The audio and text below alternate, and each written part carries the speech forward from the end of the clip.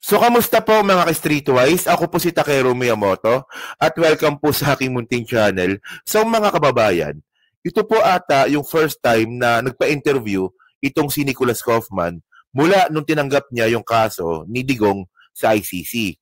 So, sa hindi lang po nakakakilala, si Nicholas Kaufman po ang tumatayong abogado ni Digong sa The Hague.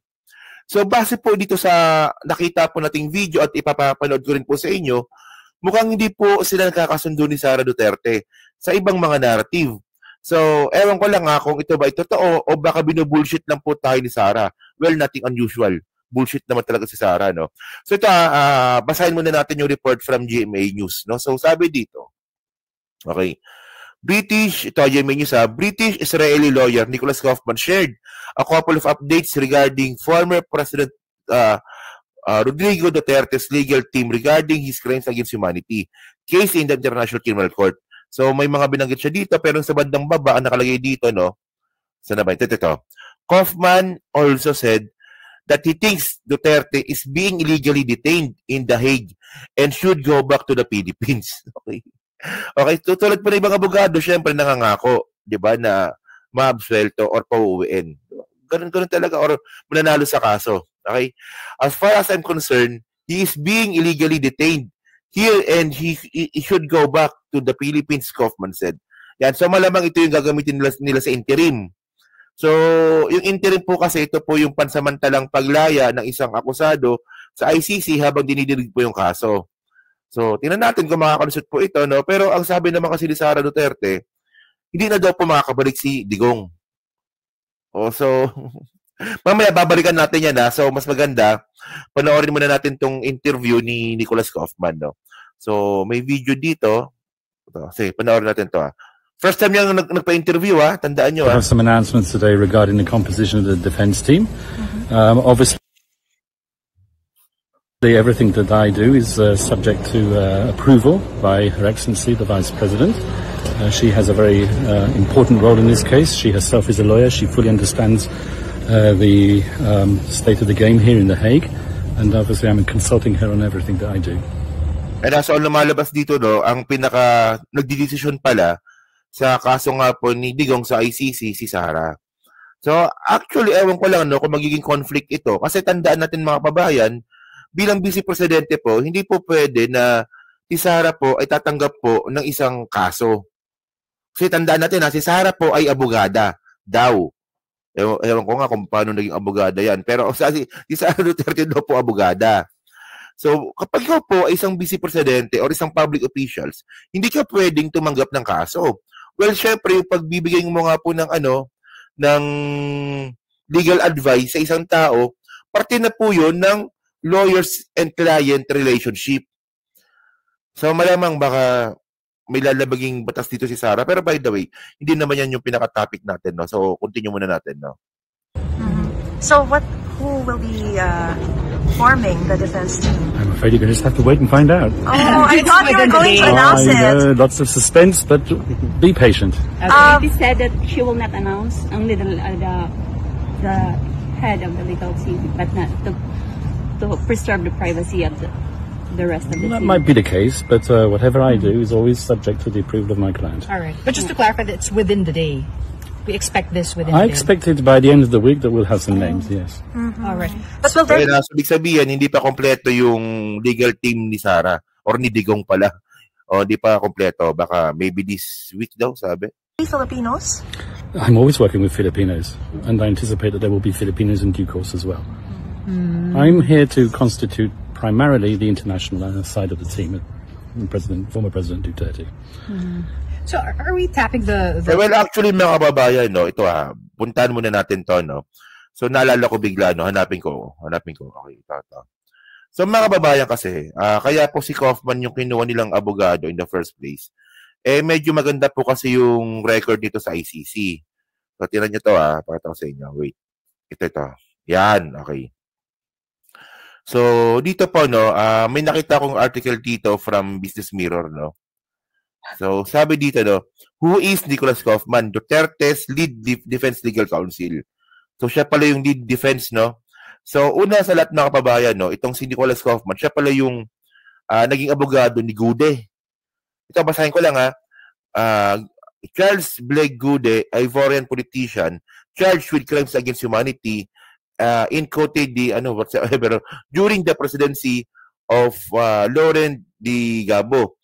The ICC later acquitted Gude. Okay? So itong si Gude, mga kababayan, no, nakasuhan din pala ito sa ICC at si Kaufman po yung naging abogado at naging acquitted, no? Acquitted, tama.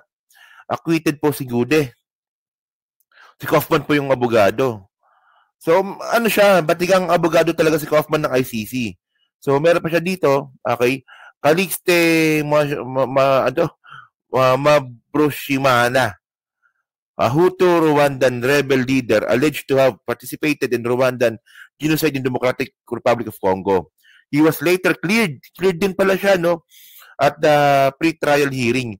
So, sa pre-trial hearing pa lang, no, itong si Calixte, na naging abogado din po si Kaufman, na-cleared din sa pre-trial hearing pa lang. No. Tapos ito si Gumbo. Okay, actually si Gumbo naman, okay, Jean-Pierre Bemba Gumbo, former Vice President of Democratic Republic of Congo, accused of war against humanity for murder and rape. The ICC found him guilty. So ito naman guilty. Si Gumbo guilty naman. Okay. Diba, at least kinikilala po natin kung sino po yung abogado ni Digong. So, ito pa, no? So, ito pa, si Maxim Mocom. So, ICC prosecutors later dropped the charges due to unavailability of witness. So, nabasura po yung kaso. Di ba kasi nga po, hindi available yung mga witness. Okay? So, ang isa naman dito, ito, si Muhammad Adam. So, ito, hindi pa tatapos yung kaso na to. Tapos yan whatsoever yun. So, ang point dito, mga kababayan, kaya kinuha itong si Kaufman ng mga Duterte kasi meron na siya mga naipanalong kaso sa ICC. At meron din naman natalo. To be fair. Okay. So, ngayon, continue natin yung video, no? Para maganda. Sige. Sana ba yun? Ito. To have some announcements today regarding the privately funded case. There's no need for the OPCD. I think that's the unit that you're referring to. That's right. They're a very important unit at this court, but they provide logistic assistance, administrative assistance, but they don't provide substantive assistance to any team at the court, whether it be legally aided or privately funded. Okay, so that will be limited to 3 councils only. So, base pala dito sa sinasabi ni Kaufman, no, nag-apply ng na parang libre or funded na legal team itong mga Duterte. So, ano ba yun? Malamang wala ng pera, no? O kaya baka iniisip nila, sayang ang pera, kaya ayaw nila gumastos. Kasi kaso ito. So, ibig sabihin may gastos ito. Diba? And then a case manager and investigator. That depends on what type of case and what type of funding we're using at the end of the day. Well, I can say that there are many, many supporters who I'm sure would gladly give out of their own pockets to ensure that the former president will return to the Philippines as soon as possible. The vice president was saying a while ago that they will do all means to be able to bring the president back to the Philippines after elections or prior to the elections. Why not? That's his country. What would be that the was where he was born. Yan, so tinatanong dito, tagalugin ko na sa pagkakaintindi ko. So tinatanong dito si Kaufman kung mapapauwi ba si Digong, di ba, sa Pilipinas. So sabi ni Kaufman, bakit hindi? Bansa niya yan. Bansa niya ang Pilipinas. Sige. That's his country. What would be That the was where he legal- was born. Why should he not go back? So, I mean, as far as I'm concerned, he's being illegally detained here, and he should go back to the Philippines as soon as Yun. possible. so that will be a route to be able to bring him back. You will be filing petitions or appeals to bring him back to the Philippines. Well, I think you're prior trying to the draw me convention. on a chronology on when I'm intending on introducing an application for interim release. Interim release is part of the course at this institution. So, dito, pinag-uusapan dito to at least para maintindihan natin. So, base po dito sa interview nga po ni Kaufman, magpa-file sila ng interim. So, interim release mga babae, ito po yung pansamantalang paglaya po ng isang akusado sa ICC. So, syempre, no, ang magiging basihan pala ng interim ng abogado ni Digong na si Kaufman, illegally detained daw po si Digong sa ICC or sa The Hague. Yun nga lang ang point dito mga kababayan, hindi po kasi basta-basta binibigay po yung interim. Kasi po, base po sa nabasa ko po, no, yung interim po kasi, binibigay po yan kung ang isang akusado po, unang-una, hindi magiging delikado yung mga witnesses at saka yung mga biktima dun po sa kasong laban sa kanya. For example, no, kung si Digong nga po, palalayain pansamantala habang dinidinig yung kaso, kung mayroon namang pagbabanta sa mga buhay nga po ng mga witnesses, hindi po siya papayagan ng interim. At kung si Digong ba willing na umattend sa ICC ulit nang hindi siya magtatago. So isa rin po 'yan sa mga basehan para bigyan po ng interim. So mukhang kung ang magiging basehan lang po ni Kaufman, hindi naman ako abogado, pero kung magiging basehan lang po ni Kaufman pauwiin si Digong or palalabasin si Digong sa ICC, sa kulungan ng ICC sa pamamagitan ng interim dahil siya po illegally detained, parang tawag natin, pero parang suntok sa buwan naman ata. Kasi delikadong tao itong si Digong. Mas lalo po napapasama si Digong sa ginagawa po ng mga Duterte trolls, na pati po yung mga judge hinaharas po online. O di ba, so hindi na nga nakatulog, pabigat pa nga itong mga DDS po na ito. Mga tanga kasi. O continue. In nearly every case, an application for interim release is submitted. I'll file it when I feel it's appropriate.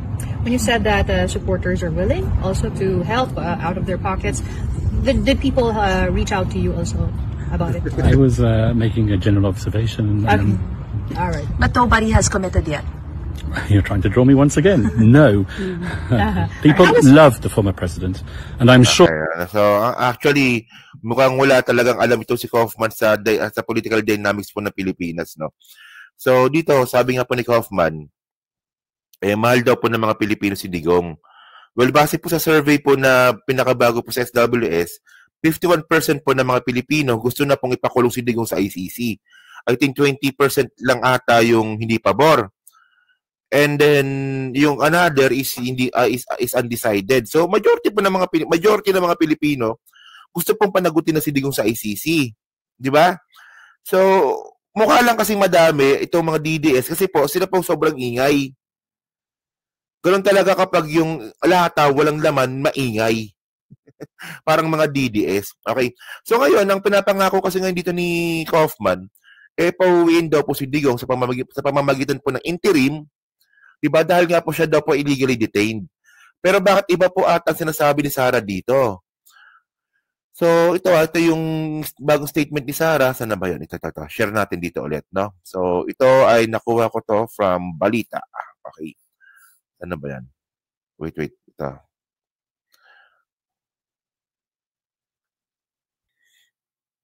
Okay, sa ano pala to? Sa People's Tonight pala ito. So sabi dito, no, hindi na siya babalik. Hindi na babalik si Pangulong Duterte sa Pilipinas. So kasasabi niya lang po nito noong March 20. And actually, mga kababayan, may video pa nga dito. So play na rin natin. Baka sabihin niyo fake news po tayo eh. So ito, panoorin natin to Yan. Okay. Alam mo, tinanong na rin ako kanina, di ba, how am I? Sabi ko, kanina wala akong nararamdaman. Sa totoo lang, wala talaga akong nararamdaman. Hindi ako galit, hindi ako disappointed. Nothing at all. Kasi pointless naman na mag-harbor ako ng feelings about what happened. Hindi na siya maibabalik. Hindi na mababalik si Pangulong Duterte sa Pilipinas. So what we should do as a country is move on from... Diba? So, diba sabi ni Kaufman, pababalikin niya sa Pilipinas si Digong. Sabi naman ni Sara, hindi na raw makakabalik. So, kung di na pala babalik si Digong, bakit nandyan pa kayo? Sabi ko sa inyo, balutong si Sara. Hindi nga. Bobo lang po paniniwala dito. Nag-hire pa kayo ng abogado. Gagastos pa kayo sa ICC. Tapos hindi naman pala mapapawi si Digong sa Pilipinas. Oh, ano ginagawa nyo dyan? Ayan na naman eh. Ginagawa nyo na naman tanga mga Pilipino. Alam nyo, ito po, ang style po dito ni Sara, paawa na naman. Diba? Ay, hindi na pala babalik si Tatay Digong, iiyak po kami. Ayan po ang inaasahang reaksyon ni Sara Duterte sa mga bobong mga DDS. Kasi tandaan po natin, no, itong mga bobong mga dides, mga kababayan, ano po ito, mga emosyonal po ito, mga tanga po ito eh. Di ba? Tandaan natin na kapag mataas po yung emosyon, hindi po nakakapag-isip ang mga tao. O parang ganun po yung mga DDS. Puro emosyon, walang kautak-utak. Naniniwala kayo dito na sinabi ni Sara na hindi na makakauwi si Digong? O hindi, ako don't get me wrong ha. Ayoko siya makabalik. Gusto kong doon na siya mabulok sa kulungan. Pero ang point natin dito, di ba, kayo ba naniniwala kayo na ito talaga paniniwala ng mga Duterte na hindi na makakabalik si Digong? Kung hindi na pala makakabalik si Digong, bakit pa kayo nandiyan sa Dahig? Bakit nandiyan pa kayo na nagpa-file pa kayo ng depensa para ipagtanggol si Digong sa kaso niya sa ICC? No, walang ka logic talaga, no? So yun, no? So kayo mga babae, no? So ano po masabi nyo nga po dito? Sa interview nga po ni Nicholas Kaufman, yung lawyer nga po nila Digong sa ICC. So kayo ba, naniniwala ba kayo na makakabalik si Digong gamit pang interim? Na parang malabo naman siguro, no? At kaya nung masabi nyo nga dito sa kabulshitan po na sinabi ni Sara Duterte. So yun, nasa comment lang po sa baba at binabasa ko pong lahat yan. At syempre dyan din po sa Team Replay, palike, pa-subscribe at hindi naman kalubisan, pa-share na rin po ng video po na to. So hanggang sa muli po, kita na lang ulit tayo sa susunod nating content. So thank you, salamat, and bye-bye. And then ABP nga po pala, no? ABP, diba? Ang Bumbero ng Pilipinas, 134 sa balota. So thank you, salamat, and babush.